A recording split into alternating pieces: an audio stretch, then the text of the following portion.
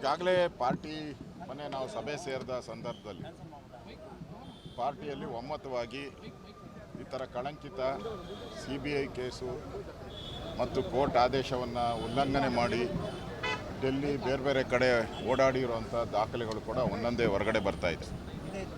So court ಆದೇಶನೂ ಉಲ್ಲಂಘನೆ ಮಾಡಿ ಮತ್ತು 187 ಕೋಟಿ ಜನ ಬಡವರ ದುಡ್ಡನ್ನು, STಗಳ ದುಡ್ಡನ್ನು, ದಲಿತರ ದುಡ್ಡನ್ನು ತಿಂದಿರೋವಂಥವ್ರು, ದಲಿತರ ಅಮೌಂಟ್ ತಿಂದಿರೋವಂಥವ್ರು ಯಾವುದೇ ಕಾರಣಕ್ಕೂ ಕ್ಯಾಬಿನೆಟ್ಟಲ್ಲಿ ಇರೋಕ್ಕೆ ಯೋಗ್ಯತೆ ಇರಲ್ಲ. ಆದ್ದರಿಂದ ಮೋಸ್ಟ್ಲಿ ಸಿದ್ದರಾಮಯ್ಯನವರು, DK ಶಿವಕುಮಾರ್ ಅವರು ನಾಗೇಂದ್ರ ಬೆದರಿಕೆ ಹಾಕಿದ್ದಾರೆ ಅಂತ ಅವ್ರನ್ನ ಸೇರಿಸ್ಕೊಂಡಿದ್ದಾರೆ. ಯಾಕೆಂದರೆ ಆ ಪೂರ್ತಿ ಹಣ ಕಾಂಗ್ರೆಸ್ಸಿನ ಚುನಾವಣೆಗೆ ಹೋಗಿದೆ.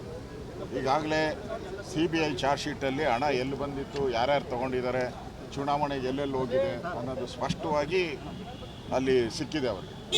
ಆದ್ದರಿಂದ ಈಗ ಅಂಗೈ ಹುಣ್ಣಿಗೆ ಸಾಕ್ಷಿ ಬೇಕಾ? ಜಗತ್ತೇ ಗೊತ್ತಿದೆ ರಾಜೀನಾಮೆ ಯಾಕೆ ಕೊಟ್ಟರು.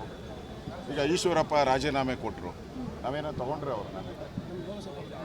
ಹಾಗೆ ಈಗ ಕಳಂಕಿತರನ್ನ ನೀವು ಕ್ಯಾಬಿನೆಟ್ಗೆ ತೊಗೊಂಡ್ರೆ ಎಲ್ಲರೂ ಕಳಂಕಿತ, ಇಡೀ ಕ್ಯಾಬಿನೆಟ್ಟೇ ಕಳಂಕಿತ ಆಗ್ತೈತೆ.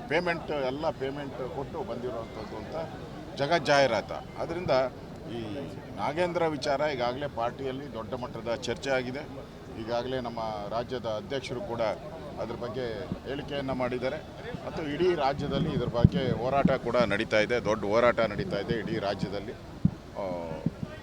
ಆ ಹೋರಾಟ ಹೊರಗಡೆನೂ ಹೋರಾಟ ಆಗುತ್ತೆ, ಪಾರ್ಟಿ ವತಿಯಿಂದನೂ ಹೋರಾಟ ಆಗುತ್ತೆ.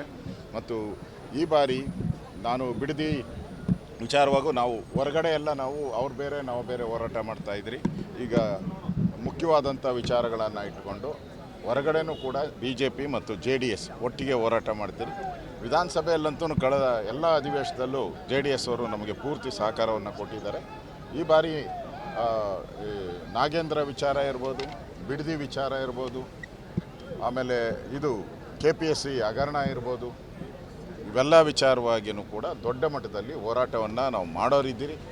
ಈ ಅಧಿವೇಶನ ನಿಜಕ್ಕೂ ಕಾಂಗ್ರೆಸ್ ಪಾಲಿಗೆ ಬಿಸಿ ತುಪ್ಪ ಆಗ್ತೈತೆ ಇದು. ಯಾಕೆಂದರೆ ಭ್ರಷ್ಟ ಮಂತ್ರಿಗಳು ಒಂದು ಕಡೆ, ಮಂತ್ರಿಗಳನ್ನು ಖಾತೆ ಹಂಚೋದು ಇನ್ನೊಂದು ಕಡೆ ಪ್ರಾಬ್ಲಮ್ಮು. ಇಷ್ಟು ದಿನಗಳ ಕಾಲ ಸಿದ್ದರಾಮಯ್ಯ ಹೋಗ್ತಾರೆ ಅಂತೇಳಿ 3 ವರ್ಷ ತಳ್ಳಿಬಿಟ್ರು.